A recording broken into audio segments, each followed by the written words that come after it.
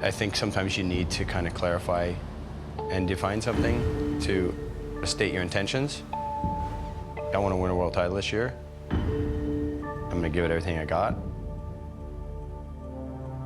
There's been a lot of talk about me retiring.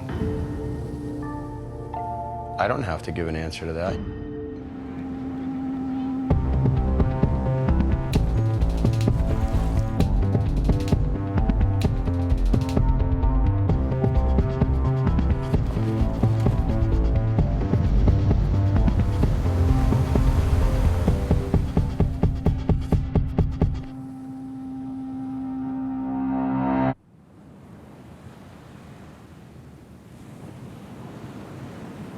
It's the first event of the year and everybody's had that time off. There's a lot of excitement and, you know, that sort of anxious feelings because you want to get started. To see Kelly Slater show up and know that he's committed to the year is a very special thing for surfing. He's a showman. He's 11 times world champion. And I mean, no event is really the same without Kelly Slater in it.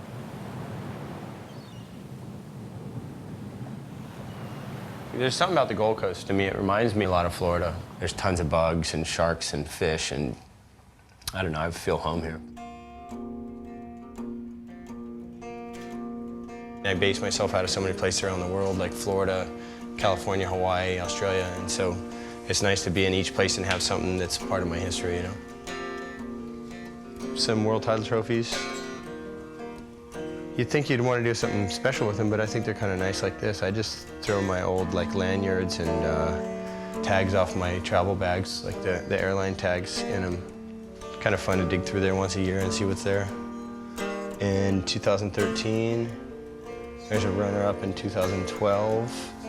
Frickin' Parko and Fanning. Gotta have them on the Gold Coast, right? A runner-up to Parko and Fanning. Gotta be in your Gold Coast place. These are 3 of the 4 Bells trophies I've won. There's a gourd carved out. And actually I got some of my dad's ashes still in there that I've kept all these years. It's been like 15 years now since he passed away. I became good friends with Luke Monroe around 2001. We were both riding for Quicksilver. You know, it was a really tough time in my life because my father had cancer. I remember seeing Luke and going, God, such a strange feeling. I'm gonna go fly home and see my dad for the last time. So we really connected at that time, and I was spending a lot of time with his family in the years after that. Their whole family's been great to me. You know, it's been like a replacement family for me being on the other side of the world. Mum and Dad treat him like their old son, and for him it's nice to come here for a few months and have that kind of family. And you know, he's traveling all year round, and he probably doesn't get that in most places. He just likes enjoying the little things and getting away from all the drama and the crazy stuff that's happening in his life. Well, I love coming to Cronin Sanctuary. It's just, there's so much of the native wildlife you can see all in one little place. They rehab over 9,000 animals a year through the hospital. I brought my daughter here. Kalani and I have come here a whole bunch. I come every year because it kind of makes me feel like I'm home somewhat, you know, and just to have routines wherever you go. This is one of those places for me, for sure. Can I get a selfie with you? What is that?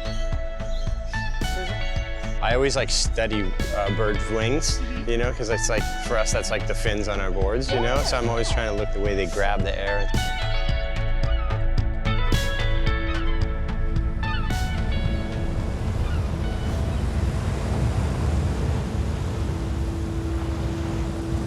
The waves here made such an impression on me, Burley and Snapper and Kira. I wanted to make a wave that looked like, you know, something between, you know, mixing Chopu with Kira, you know, or Snapper, or whatever. Like that kind of flat-bottom sandbar, but the meaty lip like you get at the reef breaks. You know, one similar thing between Snapper and our wave is that it's got a tight turning radius, you know, a tight curve on the wave.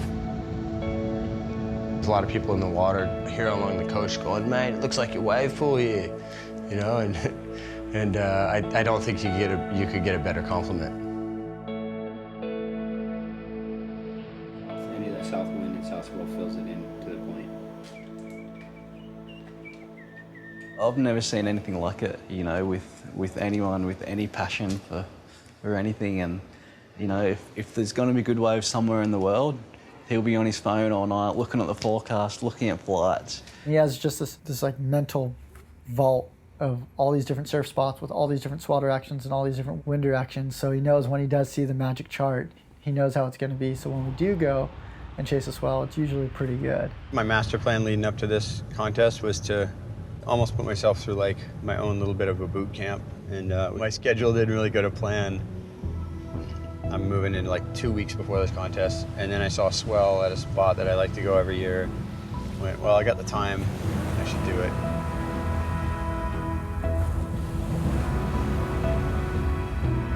While most guys were already in Australia preparing, riding small boards, getting ready to surf snapper, he was riding bigger boards, standing up in tubes with his arms spread wide. So I think it's those sessions that keep him inspired, that keep him motivated.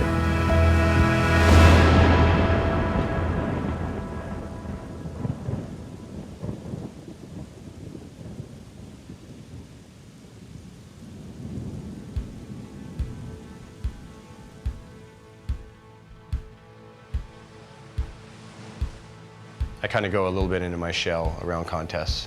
My headspace changes quite a bit.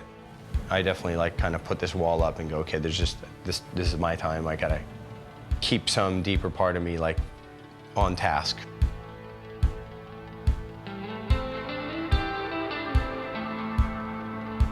A lot of things gotta meet up, you know, you want your body to be in a good shape. You want your surfing to be at a certain level. You want your boards to be ready for that place and designed for what you're expecting the waves to be. Slater from Cocoa Beach, Florida, now 45 years of age. He already has that incredible stat of being the youngest ever world champ and the oldest ever world champ. Kelly making it quite clear that he's going for his 12th world title. That board looks amazing under his feet. He looks sharp. He said he's feeling probably the best he's felt in about 3 or so years.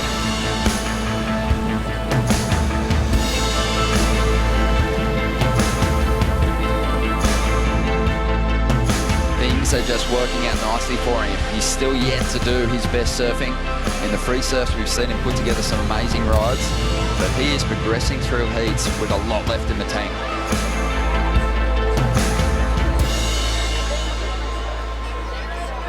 It will be almost dark and there will be 10,000 people on the beach because Kelly Slater is the last heat of the day. There's not many other athletes on the tour that have that effect. And yeah, the Kelly Slater effect. He's magic. He has these magical moments. He has a real aura about him that he's the greatest of all time. After that first heat, are you going to make any adjustments? Yeah, I'm actually going to change my board. But I watched the footage back, and the board just looked a little bit. It was keeping nice flow and speed, and I had a good turning radius on it. But I think the nose looked a little short and stuff visually. And actually, I think my longer rail board, you know, a few inches longer, will throw more spray. So, you know, I think just visually it'll look better. First heat I rode a 5.6 squash at Snapper, and everyone's got a fucking opinion. Yeah. You know, Yeah. And almost nobody's just saying, well, gosh, it looks like a fun board. It's all like, oh, it doesn't look right, or like everyone wants to be a critic. Yes, Like they yeah. know best, you know? Right. Instead of like, hey, that board flowed good and it actually felt great underfoot. Maybe it didn't throw the spray of a longer rail or a longer board, but there's, you know, take the good side of it. And how do you then implement that design into the next thing? You know, a couple years ago, I became close with Tomo. We started designing boards, working on that. You know, every day before, after the contest, we'd run down the coast and find some little beach break, take 3 or 4 of his boards and try them out. And then we started developing the Omni and the Sci-Fi. I always liked the idea that it was like blending like an idea with also nature. Yeah. You know, but then talking to you, it's also blending technology of like a stealth bomber shape, or then taking something back from nature, like off of a bat. Yeah. To make the tail shape or whatever, you know? Well, ultimately, we're just engineering a feeling, right? It's just an experience of how you want to ride the wave. You know, all these incredible amounts of money spent on the Air Force industry to blow shit up. You know, why not, why not maybe take a few of their ideas and use it for fun? I make myself comfortable the way I need to.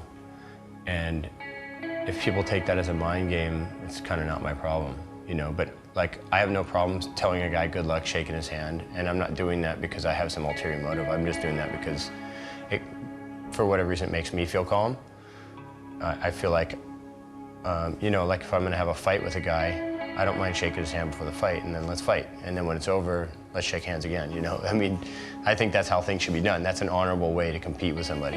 You have to be prepared. Like if a guy's gonna be like smiling assassin, or if he's gonna be a total ass to you, you have to be ready for either one and not have it change how you're gonna go out there, what your plan is, you know? But it might make you a little bit more sharp.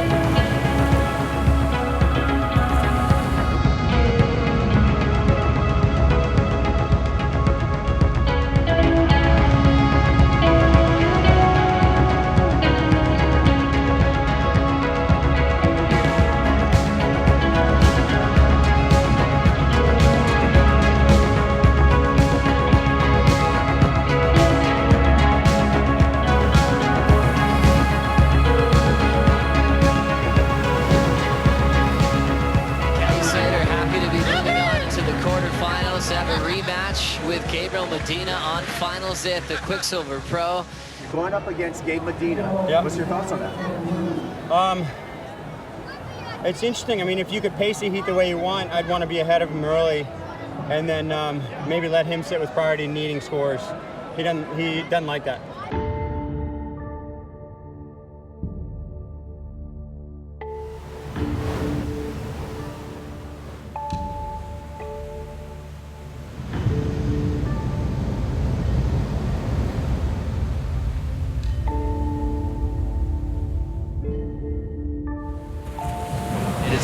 Looking wall from the outset, and that is a big hit to get started.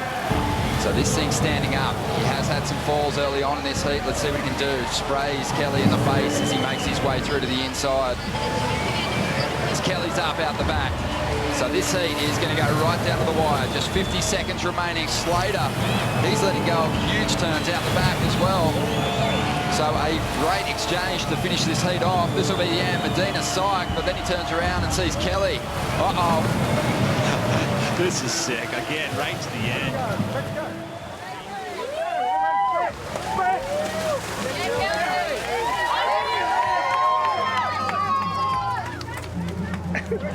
Yeah, we're still waiting, guys. We're still waiting for last of blue, Kelly Slater.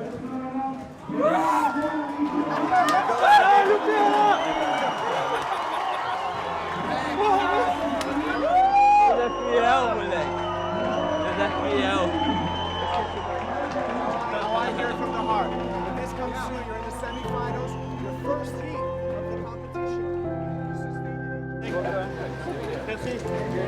I'm shaking. You cold? Thanks, Slater. I love that Kelly's always learning. He's always trying to improve himself. What else can I do? How can I come back for the next heat and better that? To see him still get fired up from a loss is really important. You know, that final day, you really want to, you know, seal it and put it to bed, and you want to win. But you know, the positive is it's not a throwaway score. There's only 8 guys who really don't have a throwaway now. You know, and of those 8 guys, you got to look at how many do you think have a shot at the world title, and that number narrows up a little bit.